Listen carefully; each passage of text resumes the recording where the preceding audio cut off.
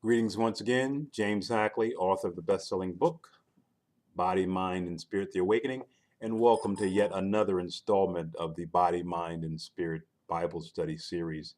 Today we're going to tackle a subject that we've all heard time and time again, and that's when Jesus heals the man with a withered hand. Now, we've been studying miracles, as a matter of fact, the 37 miracles of Jesus over the last couple of sessions. And some folks have asked, well, why are you concentrating on miracles when the Bible is such, a vast document? Why are you focused on the miracles? And my response to that is Jesus used miracles basically as a sign to the Gentiles or to the sign of the non-believers that he was working on the authority of God, and he was indeed God in the flesh. So miracles was a sign to the non-believers, but near the end of Jesus's ministry, he stopped doing miracles. As a matter of fact, if you recall, during Good Friday, when he went on a series of the various trials, they wanted to see him perform some miracles as if he were a circus animal. And Jesus was like, I'm not doing any miracles. And it didn't matter if he did miracles or not, they were still going to do to him what they did to him. So we're studying miracles because a lot of folks need to really understand miracles, to understand that they really happen in order to get closer to God. And also, the more we study miracles, we can begin to realize, or better yet, to expect miracles to occur in our lives as well. So today we're studying the story of Jesus. Jesus here heals the withered man's hand, and this story can be found in Matthew 12:9 through 11. It can also be found in Mark verse 3, 1 through 6. And we're going to look at it in Luke. Luke's accounting of this story comes in from Luke 6, verses 6 through 11. And as we always do, I will read the complete scripture, and I will post it under the information field of this particular Bible study series as well on YouTube, so you'll have it to read while you're listening to the dialogue.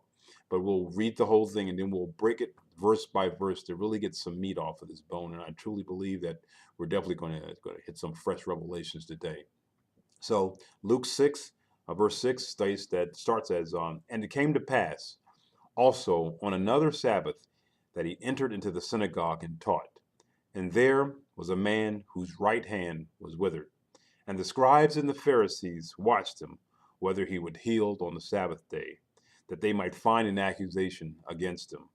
But he knew their thoughts, and said to the man which had the withered hand, Rise up, and stand forth in the midst. And he arose and stood forth.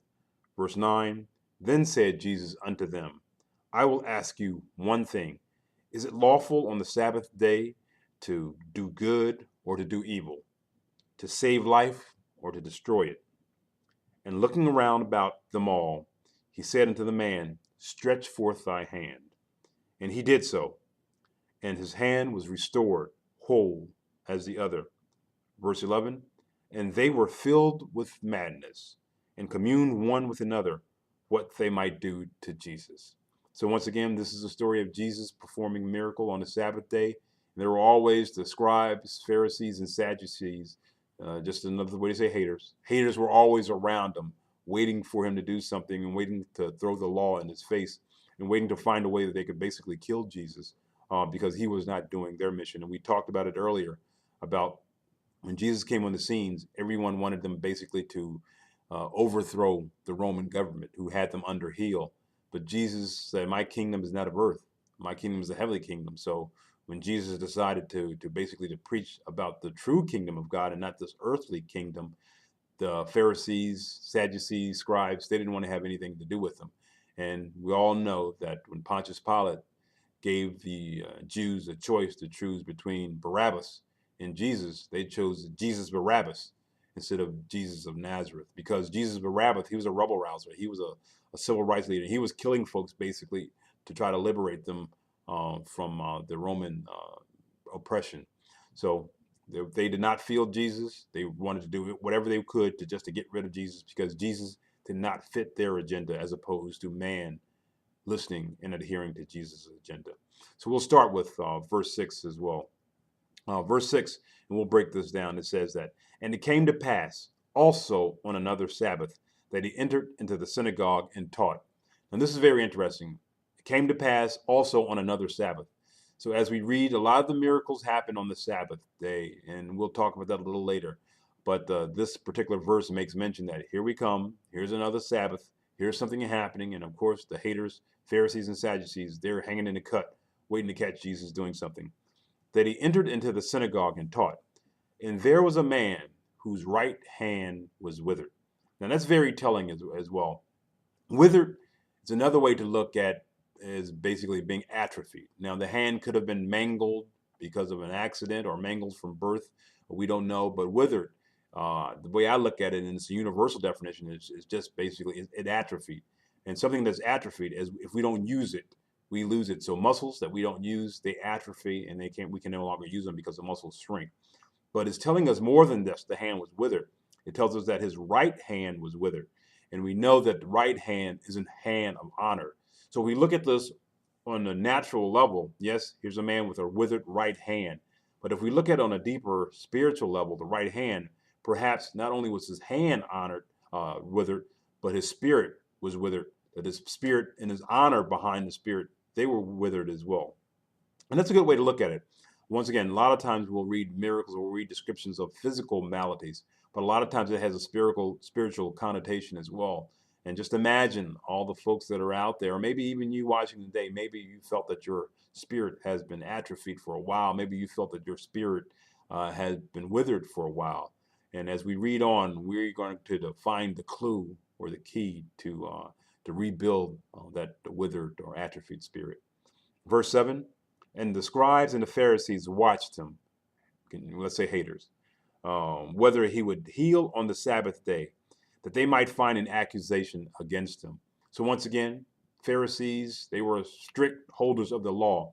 According to the law at the time, you couldn't do anything on Sabbath. You couldn't do anything. You couldn't do any work. As we talked about the man, when Jesus healed him, and he told him to pick up his mat and walk. You couldn't carry anything that was viewed as labor. You couldn't do that on the Sabbath day. And you certainly couldn't heal anyone. That was viewed as work as well on the Sabbath day. And even today, we still have problems with the Sabbath days, things that we can't do on the Sabbath day. The best way to look at it is we render unto Caesar what is Caesar's and render unto the Lord, which is the Lord. We work for 5, sometimes we work for 6 days a week. That one day, we can render that unto the Lord. Now, the best way to render that unto the Lord is to go into his house. Yes, maybe it's been a while since you visited the church. Maybe you're still experiencing some pain, or the pastor was doing some foul stuff, and maybe you felt that he was all about money instead of saving souls. That happens a lot. But being in God's house, a person who is thoroughly committed to God and thoroughly committing to changing lives and saving souls, there's nothing like being in the presence of that body when everyone is on one accord. So I encourage you that if you haven't been to church on a Sabbath day in a while, to find a church that's nearby and just go check it out. If you don't know of a church, then I'm sure your friends in your sphere of influence, they'll know a church. Or if you're looking for a church, send me an email as well. I got friends all over the place, so I will put you in touch with a good church. You can send an email to info@jameshackley.com, and I'll talk about that a little later as well. But here's the Sabbath day, and the Pharisees were in the cut. They were waiting for Jesus to do something on Sabbath day so they can just accuse him and find a way to convict him. Verse 8 said, but he knew their thoughts and said to the man with the withered hand, rise up, stand forth in the midst. And he arose and stood forth. Now, this is yes, again, Jesus is asking this man who had a problem in front of everyone else to rise up and stand forth. So the man had to do his part. Whenever Jesus does something, a lot of times we have to do our part as well. This man could have been like, looked around like, who, me? I'm not, standing up in the middle of these guys to be associated with you. But he was in need of something. He had a withered hand, and Jesus told him to rise up and stand forth in the midst of everyone, so that folks can see him, so folks can see his affliction as well. And that when he healed them, they will know that before this man was afflicted, and now he's made whole. Verse 9 goes on to say, then Jesus said unto them, that's all the guys who are around, I will ask you one thing. Is it lawful on the Sabbath day to do good or to do evil, to save life or to destroy it? Now, this is a good question. As I said, the law at the time is that you couldn't heal anyone on the Sabbath day. And as a matter of fact, when we read this accounting in Matthew 12, Jesus asked him, which one of you, basically, who has a sheep and the sheep falls in a pit, which one of you would not rescue that sheep, even if it's on the Sabbath day? And of course, they all wouldn't say anything because they would view that sheep not for the empathy of one of God's creatures fell in a pit. They would view that sheep as lost revenue. So if it fell in a pit, best believe they would try to get that sheep out as soon as possible, even on the Sabbath day. So Jesus said, if you would try to do that for a sheep, why not save a man? Why not heal someone, one of God's children, on the Sabbath day as well?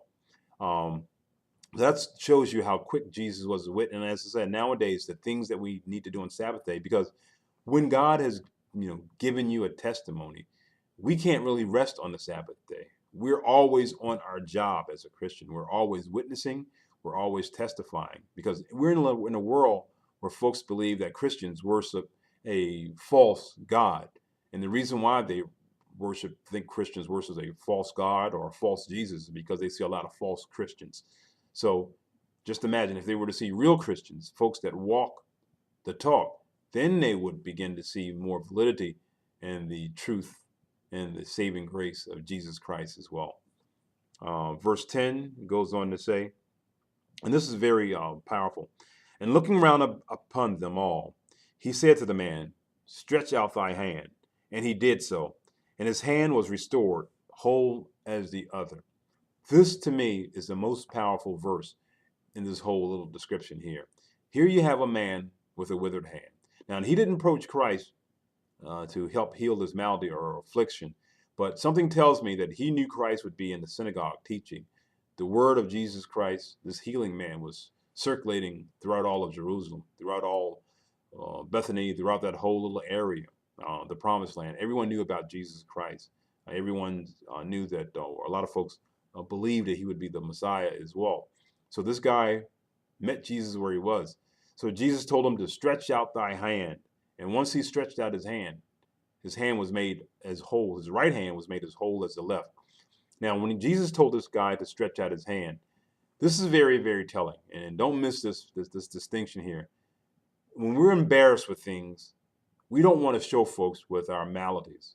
Jesus could have said to stretch out your hand, and he could have stretched out his good hand, the left hand, like this is my perfect hand.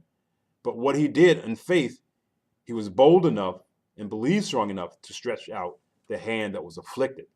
So I ask you that your issues, when you are in the presence of someone and in presence of Christ that could change your life or heal you, don't hide your afflictions. When there's an altar call and you feel it, you feel the tugging on your heart that you should go up there because something's going to be said or someone's going to minister you, don't stay in your seat. Because by staying in your seat, basically, you're trying to show the world that you're extending your good hand, your left hand, instead of the hand that's really afflicted, your right hand. So in verse 11 says that after he did this, after he was made whole, and they were filled with madness and communed one with another what they might do to Jesus. And once again, not only did Jesus in their eyes, he break the law, he was healing again on Sabbath day. And this is very telling. The folks weren't really concerned that Jesus had performed this miracle and that they were happy for this guy who with a restored hand. They were only thinking of the negative, that he didn't keep to the law. And as Jesus said time and time again, the law it doesn't matter because it's the spirit behind the law. And that was the issue in the Old Testament, that the law was perfect, but we as human, we could not keep the law. And also when it came to the Sabbath day, Jesus said that the Sabbath was made for man. Man was not made for the Sabbath. But nevertheless, these folks that were hardcore, set to destroy Jesus because he didn't fit into their agenda, so to speak, because they were so self-righteous that they sought a way to destroy Christ instead of to revere him and lift him up. So once again, thank you for your attention to yet another installment of Body, Mind, and Spirit, The Awakening, the Bible study series. And I encourage you to go to my website, www.jameshackley, that's HACKLEY.com, and check out a copy of Body, Mind, and Spirit, The Awakening. A lot of the principles that we're talking about in Bible study, those principles are captured in the book as well, about how to get our body, mind, and spirit in agreement so that we are who Christ made us to be. And if you have any questions and comments, please send those questions and comments to info@jameshackley.com. And as always, please write your notes, your comments in the comments field here. Send me an email. I'm very curious what you guys are thinking about this this Bible study series, and if it's doing any good, if it's providing you with any insight as well. Because with the more encouragement that I receive, the more I'm just empowered to continue this Bible study series. Until next time, God bless.